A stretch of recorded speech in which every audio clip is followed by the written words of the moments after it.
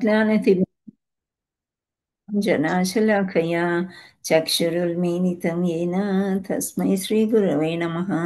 श्रीचैतन्यमनोभीष्टं स्थापितं येन भूतले स्वयं रूपा कदा मह्यं ददाति स्वापदान्तिकं। वन्देऽहं श्रीगुरो श्रीयुतापदकमलं श्रीगुरुं वैष्णवाञ्च श्रीरूपं साग्रजातं सगणरघुनाथान्वितं तं सजीवं साद्वैतं सावधूतं पर्जनसहितं कृष्णचैतन्यदेवं श्रीराधाकृष्णपादान् सगणललिता श्रीविशाखान्विताञ्च नमो विष्णुपादाय कृष्णप्रेष्ठाय भूतले श्रीमते भक्तिवेदान्त स्वामिनिति नामिने। नमस्ते सारस्वते देवी गौरवाणी प्रचारिणे निर्विशेष शून्यवादी पाश्चात्यदेशतारिणे। नमो महावदन्याय कृष्णप्रेमप्रदायते कृष्णाय कृष्णचैतन्य नाम्ने गौरतिशे नमः। जय श्री कृष्ण। हे कृष्णा करुणा सिंधु दीनबंधो जगत्पते गोपेश गोपिका कांता राधा कांता नमस्तुते। तप्त कांचन गौरांगी राधे वृंदावनेश्वरी वृषाभानुसुते देवी प्रणमामि हरिप्रिये। वाञ्छाकल्पतरुभ्यश्च कृपा सिन्धुभ्य एव च पतितानां पावनेभ्यो वैष्णवेभ्यो नमो नमः। जय श्री कृष्ण चैतन्य प्रभु नित्यानंद श्री अद्वैत गदाधर श्रीवासादि गौर भक्तवृंद। हरे कृष्णा कृष्णा कृष्णा हरे हरे हरे राम राम राम हरे हरे। जय जय श्री चैतन्य जय नित्यानंद जय अद्वैत चंद्र जय गौर भक्त वृंद। जय जय श्री चैतन्य जय नित्यानंद जय अद्वैत चंद्र जय गौर भक्त वृंद। जय जय श्री चैतन्य जय नित्यानंद जय अद्वैत चंद्र जय गौर भक्त वृंद। ओम नमो भगवते वासुदेवाय। ओम नमो भगवते वासुदेवाय। ओम नमो भगवते वासुदेवाय। मुखं करोति वाचालं पङ्गुं लङ्घयते गिरिं यत्कृपातमहं वन्दे श्रीगुरुं दीनतारिणं परमानन्दमाधवं श्रीचैतन्येश्वर नारायणं नमस्कृत्य नरं चैव नरोत्तमं देवीं सरस्वतीं व्यासं ततो जयमुदीरये।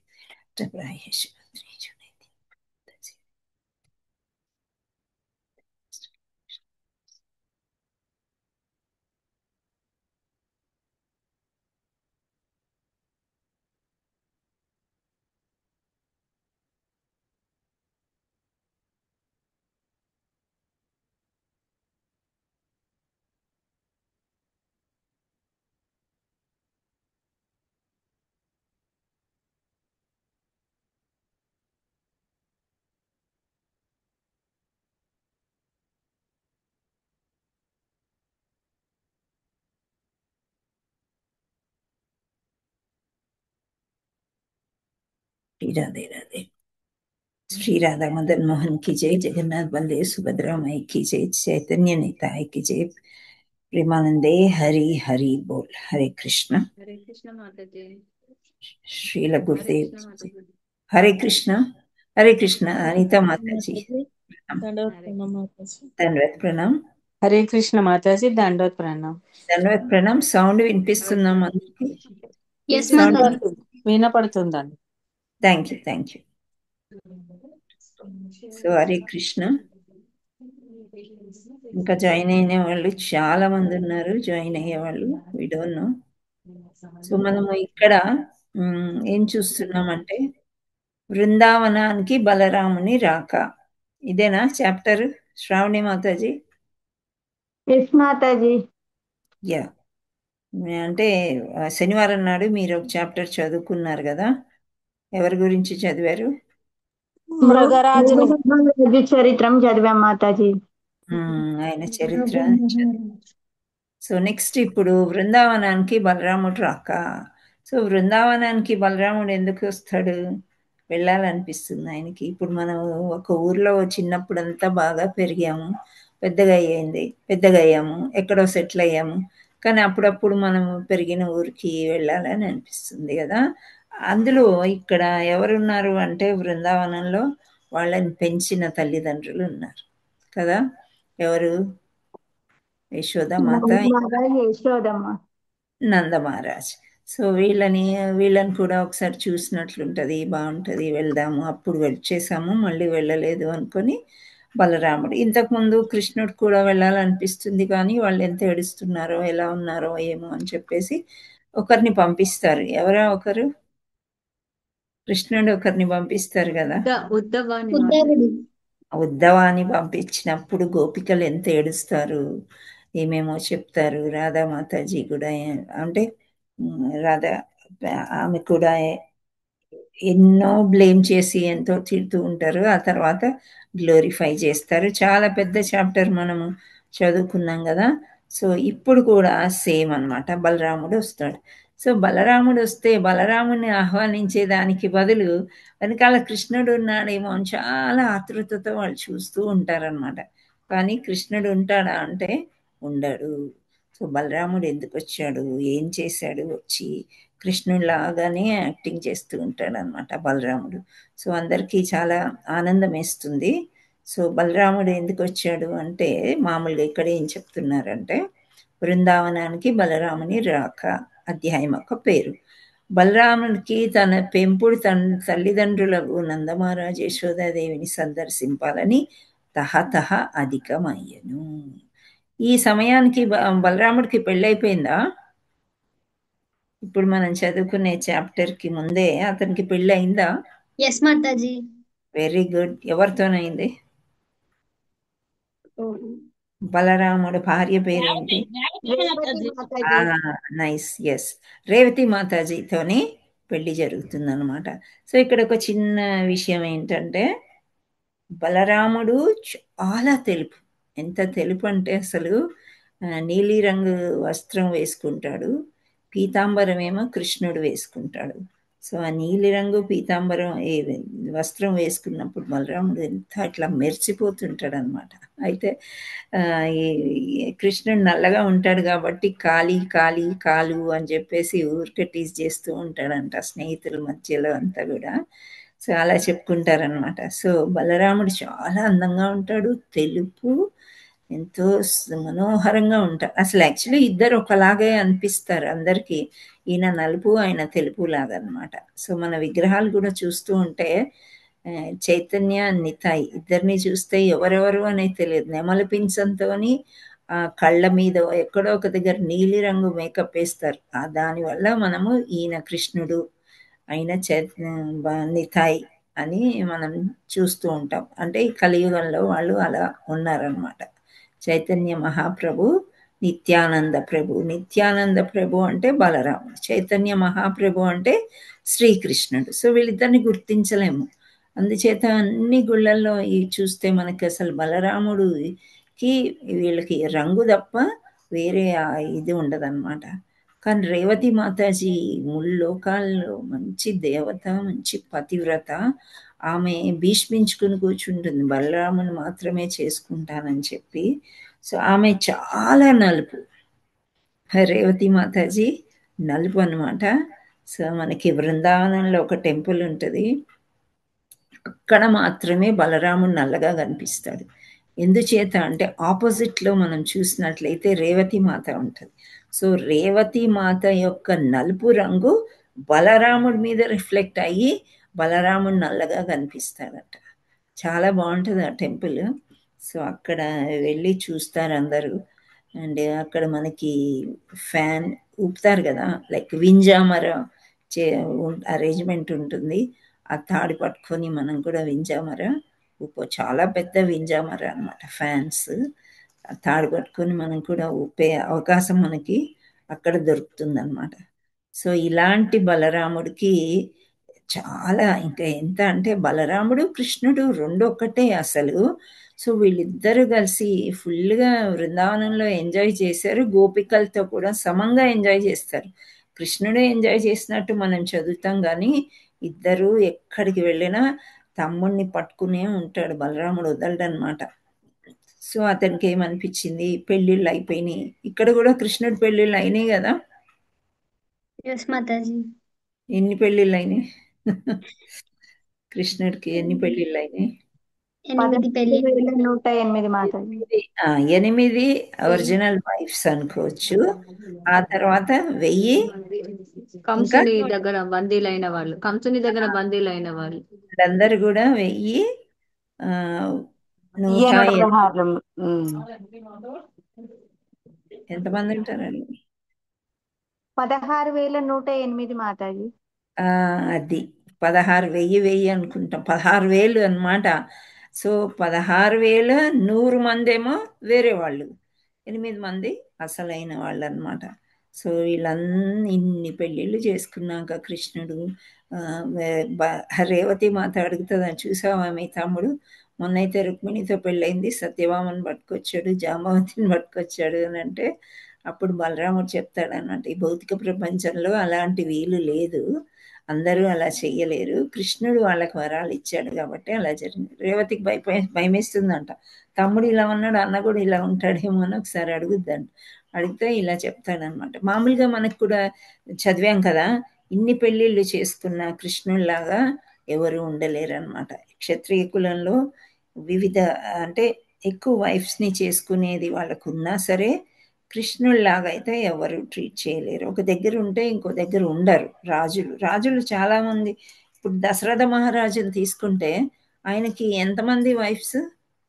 ముగ్గురు. దశరథ మహారాజు ముగ్గురు. ఎవరెవరు? Subhadra, Kaikeyi, sorry not Subhadra.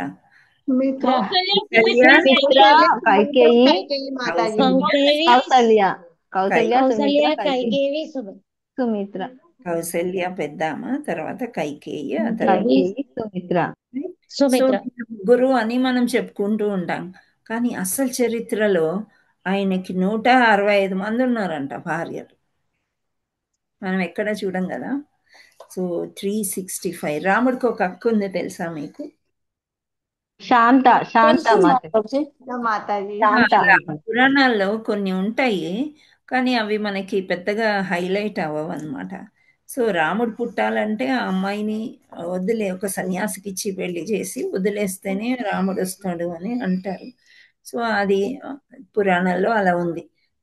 Right. ఇక్కడ ఏంటి అంటే, ఇక్కడ మనకి ఎందుకు 365 మంది భార్యలు చేసుకున్నప్పటికీ కూడా ఆయనకి పుత్ర సంతానం ఉండదు. అప్పుడు ఈ ప్రధాన రాణులు వీళ్ళ ముగ్గురితోని పుత్రకామేష్టి యాగం చేస్తే అప్పుడు రాముడు, లక్ష్మణుడు, ఇంకా భరతుడు, శత్రుఘ్నుడు భరతుడు, శత్రుఘ్నుడు వస్తారనమాట. సో ఆ విధంగా ఈ భార్యలు అని క్షత్రియ కులంలో చాలా మంది ఉండవచ్చు వాళ్ళకి. సో అది రకరకాల రీజన్స్ ఉంటాయి, కానీ ఇక్కడ భౌతిక ప్రపంచంలో మాత్రం అది తప్పుగా పరిగణింపబడుతుంది అని అది చెప్తారనమాట. సో ఇక్కడ కృష్ణుడు అన్ని చేసుకున్నప్పటికీ కూడా అందరితో సమానంగా సంసార బంధంలో ఉన్నట్లు, సంసార బంధంలో ఉంటే గనక ఏ విధంగా ఉండాలి, పిల్లల్ని ఎలా చూసుకోవాలి, భార్యల్ని ఎలా చూసుకోవాలి అనేవంతా కూడా మనకి నేర్పించారు అలా పెళ్లి చేసుకుని అని చెప్తారు. సో ఈ బృందావనానికి బలరాముడికి వచ్చేసరికి బలరాముడికి పెళ్ళి అయిపోయింది, కృష్ణుడికి అన్ని వివాహాలు అయిపోయాయి. సో ఇంకా ఆయనకి అంతా ఆల్మోస్ట్ సెట్ అయింది కదా, నేను ఒకసారి తల్లిదండ్రుల్ని చూసి వస్తాను అని ఆయనకి ఎక్కువగా తహతహలాడిందంట అక్కడికి వెళ్ళాలి అని. సో అందుచేత ఉల్లాసంతో అతడు రథం ఎక్కి బృందావనానికి బయలుదేరాడు. ఇంకెవరితో చెప్పలేదన్నమాట. కృష్ణుడికి చెప్పి పర్మిషన్ తీసుకొని రేవతి మాతకు చెప్తే అందరం మేము వస్తాం అంటారు కదా అని మంచిగా రథం ఎక్కి బృందావనానికి వచ్చేస్తున్నాడంట. సో బృందావన వాసులు చాలా కాలం కృష్ణ బలరాముల్ని తిరిగి దర్శింప కూర్చుండిరి. వాళ్ళకి మనసులోనే తెలుస్తుందన్నమాట, వీళ్ళు ఇక్కడ కావాలనుకుంటున్నారు, ఆయనకు కూడా కావాలి, చూడాలి అనిపిస్తుంది. సో బలరాముడు బృందావనానికి చేరినాటికి గోపబాలురు, గోపికలు పెద్దవారైపోయారు. వీళ్ళు కూడా పెద్దవాళ్ళు అయిపోయారు కదా, పెళ్ళిళ్ళు కూడా అయిపోయినాయి, ఎన్నో యుద్ధాలు చేశారు, గెలిచారు. ఆ తర్వాత ద్వారకా సముద్రంలో కట్టించారు. సో అది కూడా జరిగింది. సో అవన్నీ అయిపోయినాయి. ఇక్కడికి వచ్చేసరికి గోపబాలురు, గోపికలు వీళ్ళందరూ కూడా పెద్దవాళ్ళు అయ్యారు. అయినా అతడు రాగానే వారందరూ అతనిని ఆలింగనం చేసుకున్నారు. సో ఎంత పెద్దవాళ్ళైనా దేహం ఎంత మారినా ఆత్మబంధం అనేది ఉంటుంది కదా. సో మనకి రిలేటివ్స్ అని ఫ్రెండ్స్ అని చాలా పాత వాళ్ళు కలిస్తే ఎంతో ఆనందంతో మనము ఆలింగనం చేసుకుంటాం. సో ఆ రకంగా వాళ్ళు ఇతను రాగానే చాలా గాఢంగా ఉత్తుగా అన్నమాట ఇంకా ఆలింగనం చేసుకున్నారంట. ఆ తర్వాత యశోద నందుల సన్నిధికి వచ్చి భక్తిపూర్వకంగా వారికి ప్రణమిల్లారు. సో వీళ్ళు ఇన్ని మ్యారేజెస్ చేసి ఎంతో యుద్ధం పెద్ద రాజులు అయ్యారు.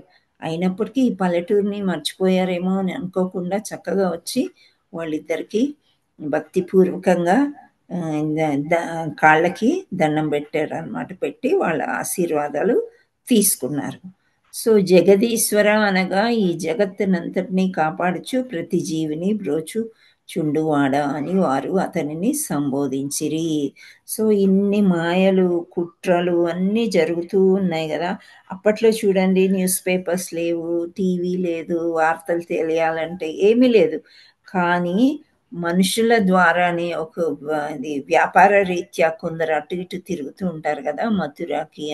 సో అలా వీళ్ళన్నీ తెలుసుకున్నారనమాట. అక్కడ ద్వారకాలో అంతా మథురాలో ఏమేం జరుగుతుంది అన్నీ తెలుసుకున్నారు. కాబట్టి వీళ్ళిద్దరు కాబట్టి అంత చిన్న వయసులో ఇంతమంది రాక్షసుల్ని వాళ్ళందరినీ గెలవగలిగారని ఇంకా తల్లిదండ్రులు కూడా వీళ్ళు సామాన్యమైన వాళ్ళు అదే అని అనుకొని జగదీశ్వర అని అన్నారంట. ఎవరిని?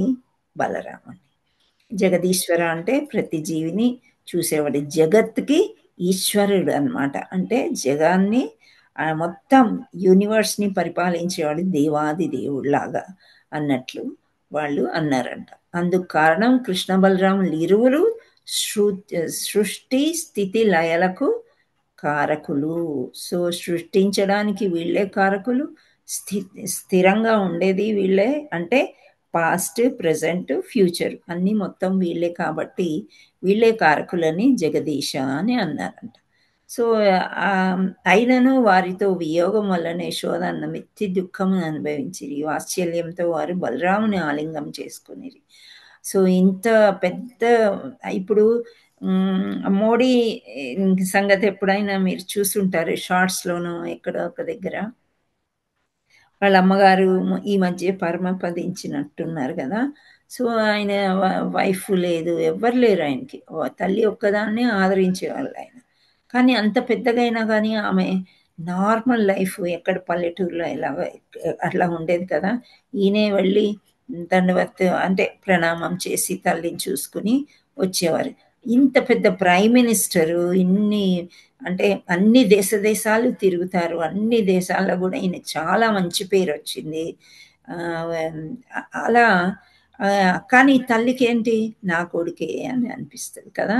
సో అలా మీరు ఎంత పెద్ద పోస్టులు వచ్చినా ఎంత పెద్దగా అయిపోయినా తల్లికి కొడుకు ఎప్పుడు చిన్న పిల్లవాడే. సో వాళ్ళు ఇంత వియోగం నుంచి తేరుకొని గట్టిగా ఏడ్చారంట. ఇద్దరు కూడా చాలా బాధపడ్డారు, కౌగిలించుకున్నారు. ఇంకా పెద్దగా ఏడుస్తూ ఆ కళ్ళ నీళ్ళన్నీ కూడా బలరాముడితోని ముంచెత్తారంట. తర్వాత గోపవృద్ధులందరినీ భక్తి ఇంకా బలరాముడు వచ్చాడంటే నందుడు ఇక్కడ మనలాగా అపార్ట్మెంట్స్ లాగా ఏం సీక్రెసీ లాంటివి ఏమి ఉండవు, అక్కడ ఓపెన్ కదా. సో ఎప్పుడైతే బలరాముడు వచ్చాడని తెలిసాడో అందరు పొలోమని ఊర్లో వాళ్ళందరూ వచ్చేసారంట. వచ్చేసరికి వీళ్ళు పెద్దగా ఏడుస్తూ ఆలింగనం చేసుకొని ఆ కళ్ళ నీళ్లతోని బలరాముని ముంచెత్తేశారంట. ఆ తర్వాత గోపవృద్ధులు అంటే పెద్దవాళ్ళు అయిపోయిన వాళ్ళందరికీ ప్రణమిల్లాడు. ఎవరు? బలరాముడు అన్నమాట. సో తనకంటే చిన్నవారైనని ప్రణామాలు స్వీకరించాడు. అట్లు వారి వారి వయసులకు బంధుత్వానికి అనుగుణంగా బలరాముడు వారందరినీ సంభవించెను. తనతో సమాన వయస్కుల వారితో కరాచాలనం చేసి పెద్ద బెట్టను నవ్వుచూ వారిలో ప్రతి ఒక్కరిని ఆలింగనము చేసుకొనేను. సో ఇట్లా వయసు తగ్గట్టు ఉంటారు కదా, చిన్నపిల్లలు ఉంటారు. బలరాముడిని ప్రణమిల్లి చేస్తే వాళ్ళని ఆశీర్వదించాడు, పెద్దవాళ్ళకి ప్రణామాలు చేశాడు. సమంగా ఉండే వయసు సమంగా ఉండే వాళ్ళతోని కరాచాలనం అంటే షేక్ హ్యాండ్ అంటారు కదా, అలా చేసుకొని వాళ్ళందరినీ కూడా ఆలింగనం చేసుకున్నాడంట. ఈ విధంగా మంచిగా అందరూ ఆహ్వానించారు. సో ఇట్లు గోపాలురు, గోపికలు, నంద, యశోదలు అందరూ స్వాగతం స్వీకరించి వారి మధ్య బలరాముడు కూర్చున్నాడు. ముందుగా బలరాముడు వాడి యోగక్షేమాలు విచారించను. పిమ్మట చాలా కాలం అతను దర్శించి ఉన్న బృందావనం అసలు అతను ఎన్నెన్నో ప్రశ్నలు అడిగారు. వారు కేవలం కృష్ణుణ్ణి త్రిపద్మ సౌందర్యం బందీలై అతని కొరకు తమ సర్వస్వము ధారపోసిరి. మళ్ళీ ఇక్కడ కృష్ణుడు టాపిక్ వచ్చిందనమాట. సో ఏమంటున్నారు, కృష్ణుడి పట్ల వాళ్ళకి చాలా ప్రేమ వలన ఊర్ధ్వలోకము కలిగింపుమని కానీ బ్రహ్మైక్యం ప్రసాదింపుమని కానీ వారెన్నడూ ఆయనని కోరలేదు. ఐశ్వర్యపూరితమైన జీవితం పట్ల వారికి ఆసక్తి లేదు. అంటే వాళ్ళు ఎప్పుడు కూడా కృష్ణుడితోని ఆడుకోవాలి, కృష్ణుడి దగ్గర ఉండాలి, కృష్ణుడికి మంచి ఆహారం తినిపించాలి, ఇలాంటివే ఆలోచించేవాళ్ళు. కానీ మాకు బ్రహ్మైక్యం కావాలి, స్వర్గానికి వెళ్ళాలి మేము అని ఇలాంటి కోరికలు ఎప్పుడు కోరలేదంట. సో వాళ్ళు ఆ పల్లెలో పశువుల కాపర్ల సరళమైన జీవితాన్ని గడుపుటే వారికి ఆనందము. సో గోవులు ఉన్నాయి కదా, చక్కగా ఆ గోవులతోని గడుపుకొని ఉండడమే వాళ్ళకి అదే పెద్ద వ్యాపారం. వాళ్ళకి గోవుల్ని అంటే చిన్న చిన్న దూడలు పుట్టడము, వాటిని సంరక్షించుకోవడము, వాటికి ఆహారం పెట్టడము, పాలు పితకడము, పాలు తోడేస్తే పెరుగు, తర్వాత వెన్న, నెయ్యి, ఇవన్నీ పెద్ద వ్యాపారం. 9 లక్షల ఆవులంటే మామూలు కాదు కదా. సో వీళ్ళందరూ నందుడి దగ్గరే అన్ని ఉంటాయి, వేరే వాళ్ళ దగ్గర కూడా ఇంకో 5, 6, ఒక డజను ఉంటాయి కదా. సో ఇది వాళ్ళని చూసుకోవడమే సరిపోయేది, కానీ వేరే ఆశలు ఏమీ ఉండేవి కావంట. వాళ్ళు ఎప్పుడు కూడా వ్యక్తిగత లాభానికి వాళ్ళు ఆశించలేదు. సో కృష్ణుడి పట్ల వారి ప్రేమ ఎంత ఘనిష్టమైనది అనగా, కృష్ణుడి గూర్చి బలరాముని ప్రశ్నింపబోసరికి కృష్ణ వియోగ దుఃఖంతో వారి కంఠాలు గద్గదమయ్యను. సో ఇక్కడ అయిపోయింది. బలరాముణ్ణి స్వాగతించారు, ఆనందించారు. మరి కృష్ణుడు రాలేదు కదా, ఆ బాధ మళ్ళీ బయటకు వచ్చేస్తుంది అనమాట. సో కృష్ణుడు ఎందుకు రాలేదు అని ఒక ఆలోచనతోని నంద యశోదలు ఇలా అంటున్నారంట, నాయన బలరామ, మనకు ఆప్తులైన వసుదేవుడు అతని కుటుంబ సభ్యులు సుఖంగా ఉన్నారా? ఇంకేం చేస్తాడు, కృష్ణుడు రాలేదు. అటువైపు వాళ్ళు ఎలా ఉన్నారు? మీరందరూ కూడా మీరిద్దరూ కూడా పెద్దగా పెరిగి పెద్దవారై వివాహితులైనారు, పుత్రులను ఎత్తుకున్నారు. అంటే ఇక్కడ అనిరుద్ధు కూడా పుట్టేశాడు కదా, అంటే మనవడు కూడా వచ్చేసాడు. సో మీ సాంసారిక ఆనందంలో మీరు ఎప్పుడైనా దురదృష్టవంతులకు మీ తల్లిదండ్రులకు స్మరింతురా? ఇంకా చూసారా, అవన్నీ ముద్దు ముచ్చట పాపం యశోదానందులు ఏం చూడలేదు కదా, ఇక్కడే ఉండిపోయారు. సో అక్కడ వాళ్ళందరూ కూడా అంటే మీ పిల్లలు అందరూ కూడా చక్కగా మీ సంసారిక ఆనందంగా ఉన్నారు. మీరంతా కూడా ఈ ఆనందంలో ఈ దురదృష్టవంతులని ఎప్పుడైనా తలుచుకున్నారా మీరు అని అడుగుతున్నాడు అనమాట. అడిగి తర్వాత మీరు కంసుని హతమార్చి మన ఆప్తులకు వసుదేవులను చేర నుండి విముక్తి చేసిన శుభవార్త మేము విన్నాము. అట్లే నీవు కృష్ణుడు కలిసి జరాసంధ కాలయవనులు ఓడించి రనియు కాలయవని అంతమొందించి రనియు ప్రస్తుతం వీరు జలదుర్గమైన ద్వారకలో నివసించుచున్నారని కూడా విని మేము ఆనందించితిమి. సో ఎక్కడ ఉన్నా మీరు అది క్షేమంగా ఉన్నారు, చక్కగా యుద్ధం చేసి వీళ్ళందరి మీద గెలిచి నడి సముద్రంలో ద్వారకా నిర్మించి అక్కడ ఉన్నారని తెలిసి మేము చాలా సంతోషించాము అని చెప్తున్నారు. సో గోపికలు తనను సమీపింపగానే బలరాముడు ప్రేమపూర్వకంగా దృక్కులతో వారిని వీక్షించెను. ఇంకా గోపికలేంటి, ఆడవాళ్ళు కదా, కృష్ణుడిని బాగా ప్రేమించారు వాళ్ళు, అందరినీ వదులుకొని. ఇంకా బలరాముడు వచ్చాడంటే ఇక వృద్ధ స్త్రీలు, వృద్ధులు అందరూ వచ్చేసి ఇక్కడ వాళ్ళకు వెయిట్ చేస్తూ ఉన్నారు, బలరాముడు ఏం చేస్తాడని. ఇంకా బలరాముడు వీళ్ళ తల్లిదండ్రిని అనునయించి అటువైపు తిరిగాడంట. తిరిగి చూశాడనమాట. ఏంటి అంటే, దీర్ఘకాలం కృష్ణ బలరాముల వియోగ దుఃఖం అనుభవించిన గోపికలు అతను చూచి ఆనందవసురై ఆ సోదరుల యోగక్షేమాన్ని విచారింపసాగాను. ద్వారకాపురిలో నాగరిక స్త్రీలచే పరివృత్తుడైన కృష్ణుడు సుఖంగా రోజులు గడుపుతున్నాడా? ఇక్కడ కొంచెం వాళ్ళకి ఈర్ష్య కూడా ఉందన్నమాట లోపల. మేమంటే ఏదో పల్లెటూరు వాళ్ళమి, నాగరిక స్త్రీలతోని చక్కగా సుఖంగా ఉన్నాడా కృష్ణుడు అని అడుగుతున్నారు. ఎప్పుడైనా అతడు తల్లిదండ్రులకు యశోదానందులు వృందావనంలో ఉన్నప్పుడు మిక్కిలి సన్నిహితంగా మెలిగిన ఇతర మిత్రులను ఎప్పుడైనా స్మరిస్తాడా? కృష్ణుడు తల్లి యశోదను దర్శించుటకు ఇచ్చటికి తెంచు ఆలోచనే లేదా, అసలు ఉందా లేదా అని అడుగుతున్నారు. అతని సాంగత్యం కరువై దీనస్థితిలో ఉన్న ఈ గోపికలు అతడు స్మరించిన అందరికంటే ఎక్కువ గోపికలు. గోపికలు మా గొంతులో ఏదో ఈ ప్రాణం ఉంది, పోతే బాగుండు, ఈ కృష్ణ లేని జీవితం మాకొద్దు అనుకునే వియోగంలో ఉన్నారు. వాళ్ళందరూ కూడా వాళ్ళ గురించి ఎప్పుడైనా ఆలోచించాడా కృష్ణుడు అని అడుగుతున్నాడు. అతని సాంగత్యం కరువై దీన స్థితిలో ఉన్న ఈ గోపికలను అతడు స్మరించున. ద్వారకా నగరంలో నాగరిక స్త్రీల సాంగత్యంలో అతడు మమ్ము మర్చిపోయి ఉండు. కానీ మా మట్టుకు మేము ఇంకనూ అతనినే స్మరించుచు అతని కొరకు పూలు కోసి దండలు గుచ్చుచున్నాము. ఆయన రాలేదని విలపించు కాలము గడుపుచున్నాము. ఆయన అరుదెంచి మేము గుర్చిన ఈ పుష్పమాలికలను స్వీకరించినచో ఎంత బాగుండును. ఇక్కడ చూసారా భక్తి ఎలాంటిదో. పువ్వులు తెంపుతున్నారు, గుచ్చుతున్నారు. ఎందుకు అలా చేస్తున్నారు ఎవ్రీడే అంటే, ఏమో ఈరోజు వస్తాడేమో. నిన్నటి మాల ఎలా వేస్తాము భగవంతుడికి, కృష్ణుడికి ఇంత ప్రేమిస్తున్నాం కదా అని ప్రతిరోజు వాళ్ళు కృష్ణుడు ఉన్నప్పుడు ఏ విధంగా చేసేవారో అదే విధంగా చేస్తూనే ఉన్నారంట. కాకపోతే ఈవినింగ్ అయ్యేసరికి విలాపం వస్తుంది, బాధ వస్తుంది. అయ్యో ఈరోజు వస్తాడనుకున్నాను, ఈరోజు కూడా రాలేదు. ఆయన రాలేదని విలపించుచు కాలం గడుపుచున్నాం. ఆయన అరుదెంచి మేము గుచ్చిన పుష్పమాలు స్వీకరించిందో ఎంత బాగుండును. సో వాళ్ళు అనుకుంటున్నారనమాట, మేము చేసిన ఈ పూలమాల ఆయన ధరించి వచ్చి అది తీసుకుంటే అంటే స్వీకరించినచో మాకు చాలా ఆనందం కదా అని అంటున్నారు. సో ప్రియమైన ప్రభు బలరామ, దశార్ష వంశ సంజాత, కృష్ణుని చెలిమి కొరకు మేము ఈ సర్వస్వము ధారపోస్తామని మీకు తెలియను. ఎంత కష్టం వచ్చినను ఎవరనూ తమ కుటుంబ సభ్యులతో అనుబంధము తెంచుకొనరు. ఏదైనా ప్రాబ్లమ్స్ ఉంటే కుటుంబంతో మనం తెంచుకోం కదా. ఆ భక్తి అయినా వదిలేస్తాం కానీ కుటుంబం దగ్గరే ఉంటాం. కానీ గోపికలు అలా కాదు, కుటుంబం నుండే వాళ్ళు బయటకు వచ్చేసి బంధువులను విడిచి వచ్చితేమి అంతలో ఉన్నట్లుండి శ్రీకృష్ణుడు మమ్మ వీడి వెడలిపోయాను.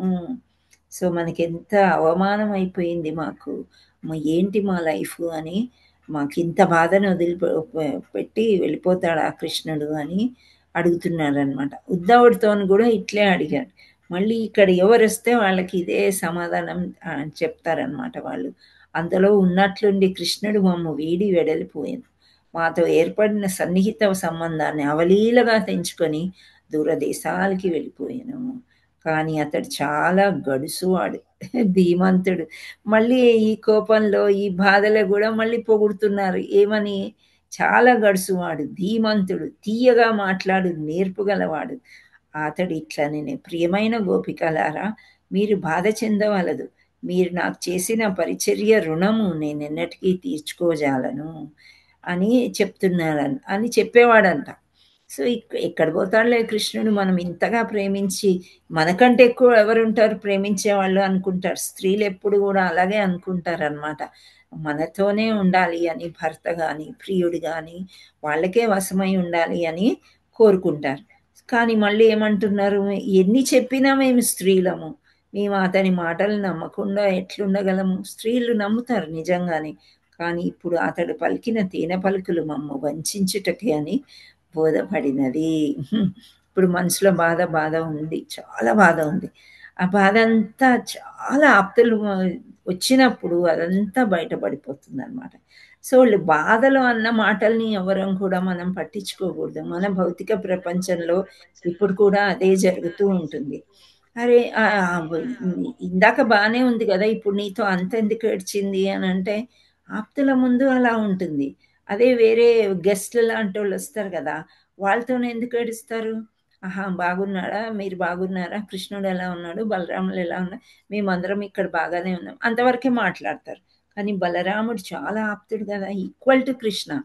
అందుకని వీళ్ళు ఇలా వాళ్ళ నోటికి వచ్చింది, వాళ్ళ మనసులో ఉన్నవన్నీ ఒక పక్క కృష్ణుడు తిడుతున్నారు, ఒక పక్క ప్రేమిస్తున్నాను అంటున్నారు, ఒక పక్క మమ్మల్ని ఇంత మోసం చేస్తాడా, ఇంత వంచిస్తాడా, మేమందరినీ వదిలేసి వచ్చామా అని అన్నీ చెప్పుకుంటూ ఉన్నారనమాట. సో మేము ఇలా తేనె పలుకులకి నమ్మి మమ్మల్ని వంచిస్తాడా అని అంటున్నారనమాట. తర్వాత కృష్ణుడు వృందావనానికి వీడిపోటుకు నిరసించు మరి ఒక గోపిక ఇట్లా అంటుంది. ఇంకా గోపికలు ఒక్కొక్కరు ఒక్కోలాగా అంటున్నారు అనమాట.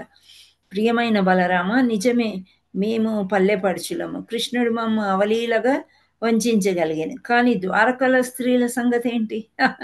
అంటే ద్వారకాలు అక్కడ అందరు కూడా బాగా ఎడ్యుకేటెడ్ ఉంటారు కదా, వాళ్ళని ఇలా వంచగలడా?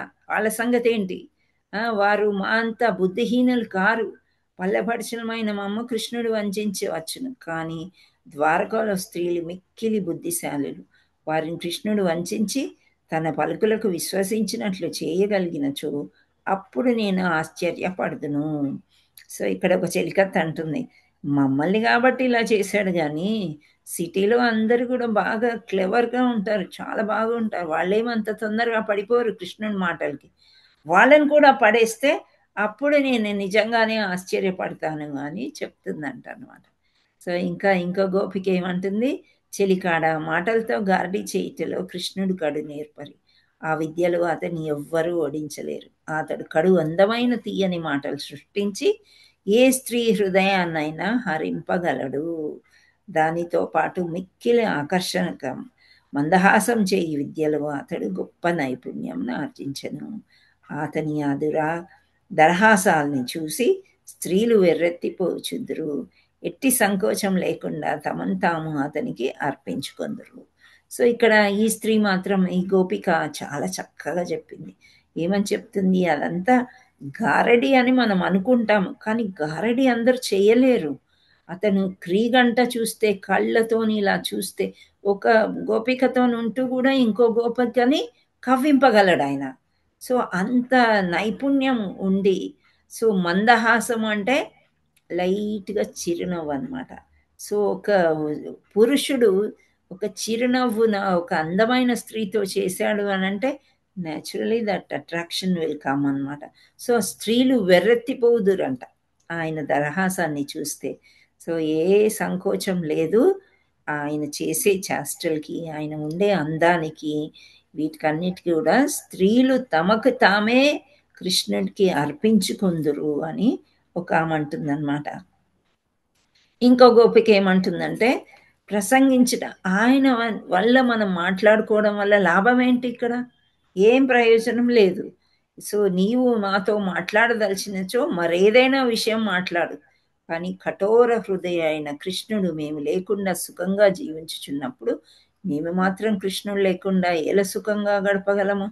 కానీ వాస్తవానికి మేము లేకుండా కృష్ణుడు మిక్కిలి సుఖంగానే ఉన్నాడు. మాకును అతనికి గల భేదమేమనగా అతడు లేకుండా మేము ఆ రోజులు సుఖంగా గడపలేకుండా ఉంటాము. సో ఇక్కడ చూడండి, అసలు చదువుతుంటే మనకి ఎంత బాధేస్తుంది కదా. గోపికలు ఎంత ప్రేమించారంటే కృష్ణుడు లేకుండా వాళ్ళు ఉండలేకపోతున్నారు, కానీ కృష్ణుడు సుఖంగా ఉన్నాడని వాళ్ళు అనుకుంటున్నారు. ఆ విధంగా ఎలా అనుకుంటారు? ఎందుకు అనుకుంటున్నారంటే, ప్రద్యుమ్న తెలుసు కృష్ణుడు కొడుకు, రుక్మిణికి పుట్టాడు.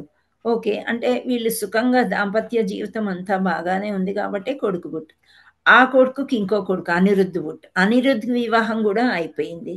అంటే వీళ్ళ సంసార బంధనంలో ఉన్నారు, కానీ చిక్కుకొని ఉన్నారని వీళ్ళు అనుకోవట్లేదు. అలా చక్కగా వాళ్ళ బంధాలు ఏర్పరచుకొని చాలా హాయిగా ఉన్నాడు కదా కృష్ణుడు. మేము ఇంత పెద్దవాళ్ళమైనా కృష్ణుడిని మర్చిపోలేకపోతున్నామేంటి?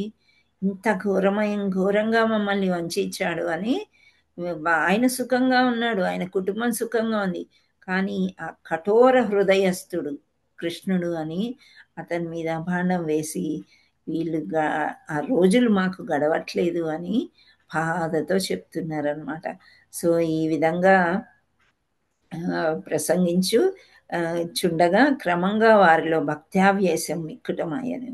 కృష్ణుని దరహాసము, ప్రేమలాపము, ఆకర్షణ, శరీర లక్షణాలు, కళ్యాణ గుణాలు, ఆయన ఆలింగనములను స్మరింపసాగినవి. వారి పారవస్య తీవ్రత వలన కృష్ణుడు స్వయంగా వచ్చి వారితో కలిసి నాట్యం చేయుచున్నట్లు వారికి అనిపించసాగెను.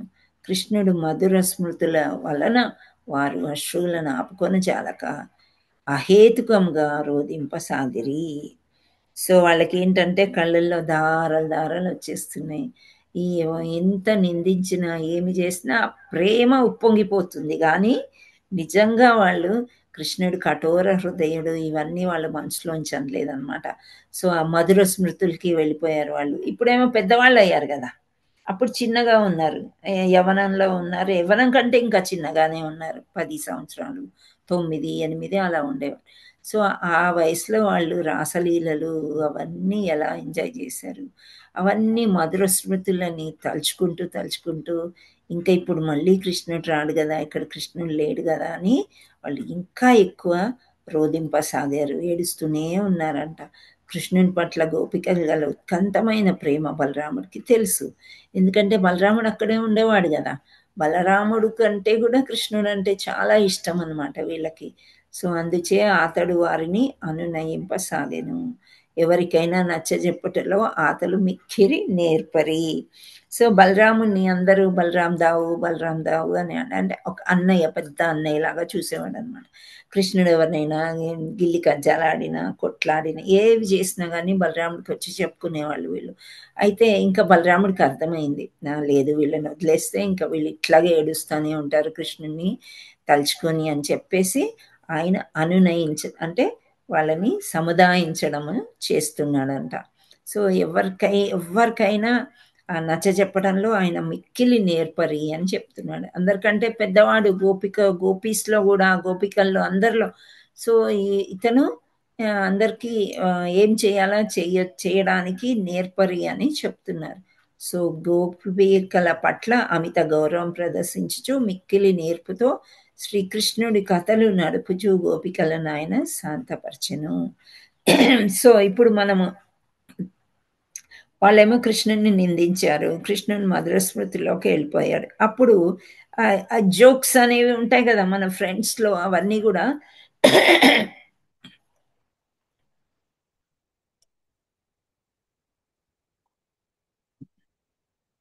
సో అలాంటివి గుర్తు చేశారనమాట.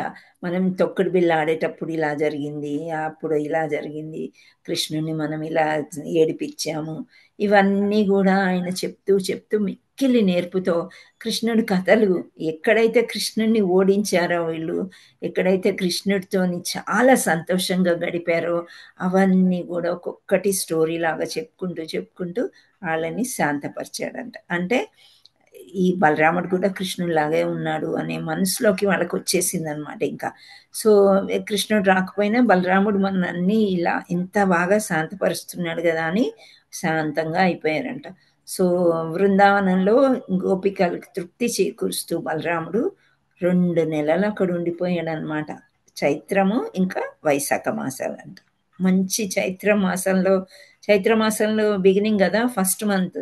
సో వైశాఖ మాసం కొంచెం ఎండలు ఉంటాయి. ఈ 2 మాసాల్లో అక్కడ ఉండిపోయాడు. తర్వాత ఆ 2 మాసాలకు అతడు నిరంతరం గోపికలతోనే గడిపాను. ప్రతి రాత్రియు బృందావన అరణ్యంలో వారి దాంపత్య ప్రేమను తృప్తిపరచుచు అతడు గడిపాను. 2 మాసాలకు గోపికలతో అతడు రాసక్రీడలు కూడా అనుభవించెను. అది వసంతంబు అగుటచే యమునా తీరంన వివిధ కుసుమాలు సౌరభంతో, ముఖ్యంగా కౌముది కుసుమం పరిమళతో మంద పవనములు వీచసాగాను. సో ఇంతకుముందు కూడా మనం రాసలీల అప్పుడు కౌముది పుష్పం అని అవి విచ్చుకున్నప్పుడు పరిమళాలు చాలా ఎలా వెదజల్లుతాయి అంటే అవి ఎక్కడ ఉంటాయి, యమునా నది దగ్గరలో ఉంటాయి అన్నమాట. సో పండు వెన్నెల చక్కగా కాయిచుండెను, యమునా నది తీరంలో ఉల్లాసకరంగా ఉండెను. అది ఎలాంటి సీజన్ అంటే చలికాలం వెళ్ళిపోయి ఎండాకాలం వచ్చే సీజన్ అన్నమాట. పూర్తి ఎండలు కూడా ఉండవు. సో చాలా చక్కగా అవన్నీ ఉల్లాసంగా అందరూ కలిసి ఎంజాయ్ చేశారు. ఇంకా కృష్ణుడి గురించి మరిపించేశాడు అనమాట. ఆయన వాళ్ళతోని బాగా ఎంజాయ్ చేసి ఆ తర్వాత వరుణదేవుడు తన కుమార్తె అగు వారుణిని చెట్ల తొర్రలలో నుండి శ్రవించు మధుర రూపంను బృందావనానికి మధువు రూపం. మధువు అంటే తేనె. ఓకే. తేనె రూపంలో బృందావనానికి వచ్చిందన్నారు. ఆ మధువు వలన వనమంతయు గుమగుమలాడెను. మధురమైన మధువు రూపంలోనున్న వారునికి బలరాముడు బందీ ఆయను. సో ఇప్పుడు ఎలాగైనా బలరాముడు పురుషులే కదా. సో ఆ మధువు అంటే అది ఒక డ్రింక్ అన్నమాట. లైక్ తేనె కంటే ఇంకా బాగా తీయగా ఉంటుంది, కొంచెం మత్తు కూడా కలిగిస్తుంది అనమాట. సో ఆయన ఆకర్షితుడైపోయాడు బలరాముడు. సో గోపికలు కూడా ఆకర్షించబడ్డారంట. సో అందరి కలిసి ఆ మధువును గ్రోలిరి, అందరూ మధువుని తాగారంట. ప్రకృతి సిద్ధమైన వారుని అను ఆ పానీయము త్రాగినప్పుడు గోపికలు బలరాముని లీలలను కీర్తింపసాగిరి. సో కృష్ణుని పూర్తిగా మర్చిపోయి ఈయన చక్కగా ఈయనని కీర్తిస్తున్నారు వాళ్ళు. వారిని త్రాగుట వలనను అన్నట్లు బలరాముడు ఆ సంకీర్తనల వలన హర్షవీసుడయ్యను. చాలా ఆనందిస్తున్నాడు ఆయన కూడా. అతని కళ్ళు తిరిగిపోతున్నవి. అడవి పూలతో గుచ్చిన పెద్ద పెద్ద పూల దండలతో అతడు అలంకరించబడెను. సో వీళ్ళందరూ కూడా ఇంకా కృష్ణుడి రూపమే కాబట్టి కృష్ణుడే అనుకొని బాగా పువ్వులు, అడవి పువ్వులన్నీ తెంపి ఆ దండలు చేసి అతనికి వేశారంట. ఆధ్యాత్మిక ఆనందం వల్ల అచ్చట ఏదో ఆనంద మహోత్సవం జరుగుచున్నట్లు తోచెను. బలరాముడు మధురంగా మందహాసం చేసెను. అతని మోము మీద శ్వేత బిందువులు ఉదయకాలమందలి మంచు బొట్ల వలె తోచెను. అట్టి ఆనంద స్థితిలో ఉన్న బలరాముకి గోపికలతో కలిసి యమునాలో జలక్రీడలాడాలని వాంఛ కలిగిందంట. అందుచే తమ చేరువను రమ్మని యమునా నదిని అతడు ఆదేశించను. సో చిన్నప్పటి నుంచి యమునా నది అంటే చాలా ఫ్రెండ్ కదా, కృష్ణుడికి వైఫ్ కూడా అవుతుంది. సో ఏముంది, బలరాముడు అందరికంటే పెద్దవాడు, ఏదంటే ఆదేశించవచ్చు, నేను చేయొచ్చు అని చెప్పేసి ఆయనకి ఈ మత్తులో ఒక కోరిక ఏమొచ్చింది అంటే గోపికలతో జలకాలు ఆడాలని. అంటే జలకాలు అంటే మామూలుగా మీరు ఏదోలాగా ఊహించుకోకూడదు. ఈ పైన ఎక్కడ భూమి మీద ఆడుకునే ఆటలు నీళ్ళలో ఆడుకుంటారు అంతే, ఒక బాల్ ఆటనో ఏదో ఒకటి అట్లాంటి. అలా అనిపించింది ఆయనకి. అనిపించి యమునా నదిని దగ్గరికి రా అని అన్నాడు. నదినే దగ్గర రమ్మన్నాడు. దగ్గర రమ్మనేసరికి ఆమెకి యమునా నదికి చేరువనున్న భూమిని తన నాగలితో దున్నుటకు అతడు ఆగ్రహం కలిగిందంట. యమున తన ఆనతి లెక్క చేయనందుకు యమునా నదికి రావాలంటే ఇష్టం లేకపోయింది.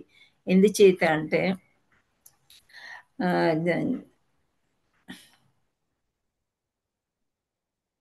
అందుచే తమ చేరుకు రమ్మని యమునా నదిని అతడు ఆదేశించను. కానీ అతడు మదిరామత్తుడయ్యున్నాడని తెలిసి యమునా నది అతని ఆజ్ఞని పాటించలేదు.